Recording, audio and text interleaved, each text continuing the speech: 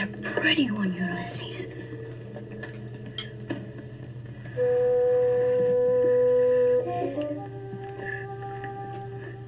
There it is. Hello, BookTube. I'm Sean the Book Maniac. Welcome back to my channel. This is an introduction to a reading collaboration I'm embarking on in the coming weeks. And that is a buddy read type of thing of this 1901 novel from Canada, The Man from Glengarry by Ralph Connor. I am buddy reading this, or collaborating, reading this together with Una and Crypto over at the Codex Cantina, and this flowed out of a page 112 collaboration we did, which I'm not going to waste your time trying to explain what that was all about.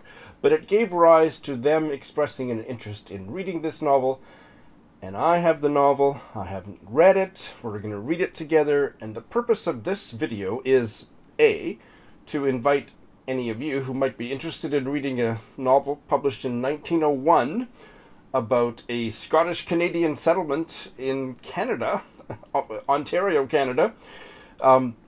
We'll be posting a discussion video, a Zoom chat, 2 or 3 weeks from now, maybe, and so you can read it along with us. It's not necessarily easy to find in a paper copy, but you can read an e-copy for free on Project Gutenberg. Also, archive.org. I'll put a link to those web pages in the show notes, and also it's freely available as an audiobook on LibriVox. I'm planning to try the audiobook and read it in tandem with the printed text. The other purpose of this video is to, very briefly as Sean the Book Maniac is capable of, setting some context for this novel. I haven't read it. I didn't know anything about it, or about the author, or the background until I started to do research online. So this is not a definitive introduction. It will probably be strewn with errors, which other people will correct in the comments below. But this is just a bit of background with which to approach the novel, and to answer some of the questions that Una and Crypto have already posed. So first of all, Ralph Connor. In his day, Ralph Connor was the best-selling Canadian writer. He was one of the very few mass-market best-selling novelists in North America in his day, and he definitely outsold and was more read and commented upon than his contemporary Lucy Maud Montgomery of the Anne of Green Gables novels. Nobody reads him today. Very few of us have ever heard of him anymore, but in his day, he was the cat's meow. You know, I don't think I've made that clear enough. Not only was he best-selling in Canada, he was best-selling around the world, in America. People were clamoring to read his books. Ralph Connor is a pseudonym for Charles William Gordon, and he was a Presbyterian minister and missionary. Are you still with me? His aim in trying his hand at writing fiction starting in about the late 1890s was to proselytize and whip up support for Christian, particularly Presbyterian missionary work in the Canadian West. Very few of his novels are considered to be of literary value today, but The Man from Glengarry is on that very short list. And any criticism that I've read of his oeuvre are that the rest of them are didactic pieces of garbage now. But this one is a very fine novel. Born in 1860 and born in Glengarry County, at that time it would have been Upper Canada, Glengarry, Upper Canada, soon became Glengarry, Ontario, and died in 1937 in the West. And so he was a preacher and minister out west and spent his last several decades, I believe, in Winnipeg. And I'm not going to say any more about his life than that, but his life got its start in Glengarry County. Una and Crypto have already asked me about the settlement of Ontario, because they said, as Americans, they know nothing. Well, as a Canadian, I didn't know much. This is based on 10 or 12 minutes of research. I mean, adding to what I hope I already knew, the bare bones, but fleshing it out a bit. Of course, we are talking about traditionally and rightfully Indigenous territories when we talk about anything to do with Canada, including Ontario. So, there were a number of Indigenous peoples that lived on the land and gradually, over decades and centuries, usually illegally and unethically, immorally, had their land taken away from them by the colonials. Up until the late 18th century, there wasn't a lot of settlement in Ontario, but until 1763, the war between the French and English in what later became Canada, where the French lost. What is now Ontario was actually under French control, and there was a few forts, and there was a lot of fur trading stuff, and so there was a sprinkling of forts moving westward across Ontario, but not a lot of settlement until after the end of the American Revolution, where loyalists, people in the 13 colonies, including a sizable number of Indigenous peoples who had fought on the side of Britain, they were displaced. They didn't want to live in America, and they moved north. And Canada was a British colony, and so that through the parent country, Britain, they were settled in what is now Ontario.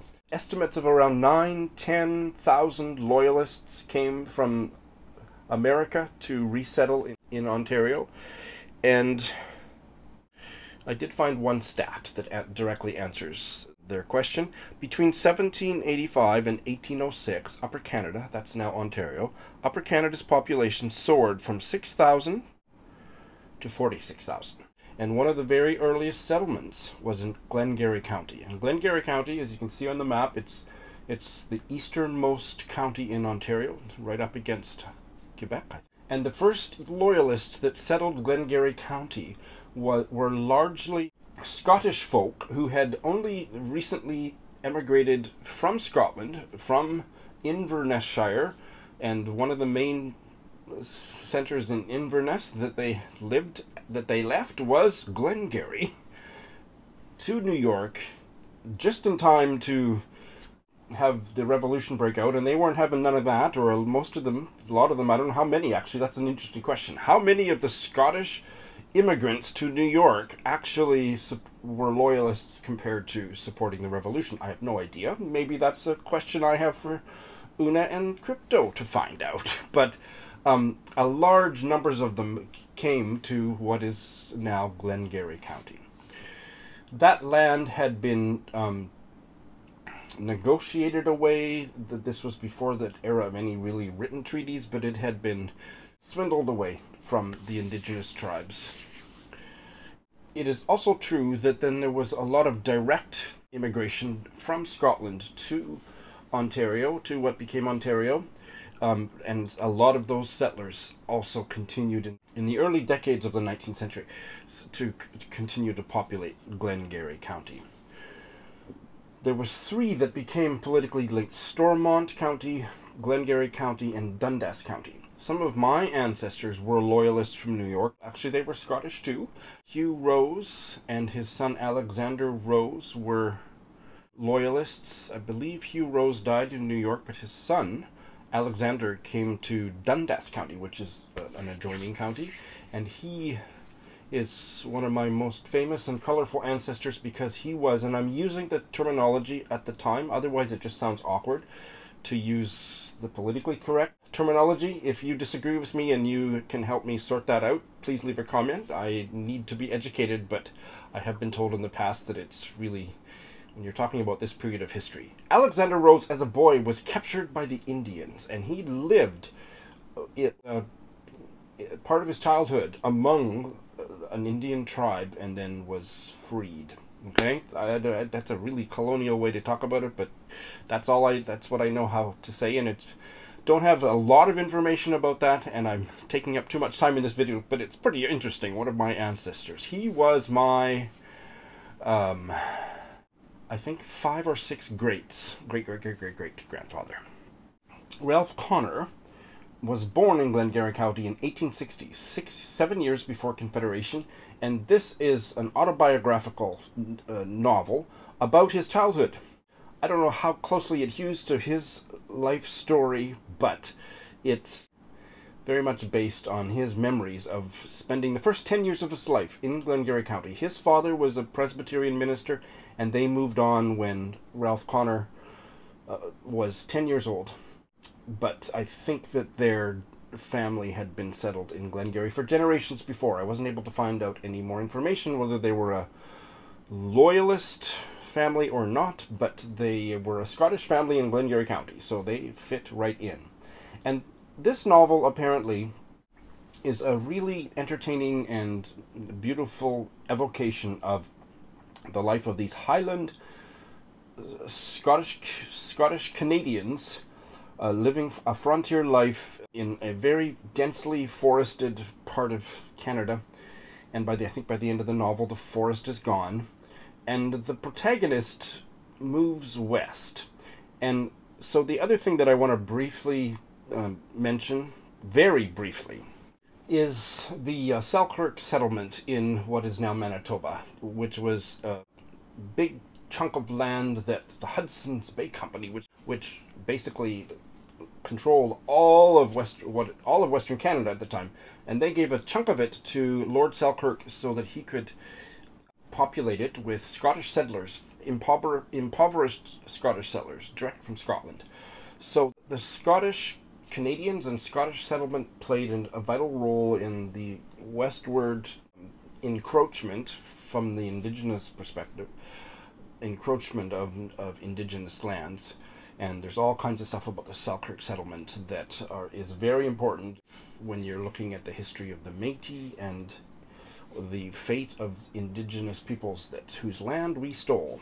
Again, another aside, but I know that one of the preoccupations of our protagonist in this novel is the impetus to go west, young man, and settle and civilize the West.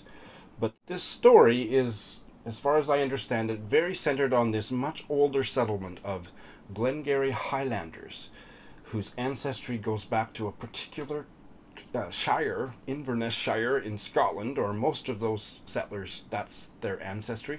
And it is a community that had lots of challenges and had a particular mindset and culture and dialect. There's a lot of Gaelic dialect in this that helped shape whatever identity Canada has. I would be shocked if there was anything remotely enlightening about the Indigenous experience, anything to do with Indigenous peoples, Indigenous rights. It's going to be horrible. And I want to understand this group of people, understand the mindset that was prevalent then and is still prevalent in Canadian culture and life, and American, I think you would agree, guys, that can just go on talking about the frontier and virgin land and not even stop to consider the fact that these lands had been settled and cared for by a millennium of Indigenous peoples before we came in and started screwing things up. So, I'm going to be reading against the grain. I'm looking forward to reading about this group of hardy people with all their strange expressions and whatnot. And I also understand that Ralph Connor, he was a preacher, so he was a moralizer. So all of his women were ridiculously virtuous, and while they might have had colorful personalities, he had a woman problem in his fiction. So I'm looking forward to reading that too, and getting my shirt in a knot about the feminist problematics of the novel too, as well as the racial ones. Una or Crypto might have supplementary questions, which they might send my way, and so there might be some addendums to this before you see it. But if any of this sounds good, I mean, a novel about Canadian United Empire loyalists, it's not everybody's cup of tea, but the writing is supposed to be really good, and I'm looking forward to seeing what it's all about. Feel free to join us. Thanks for watching.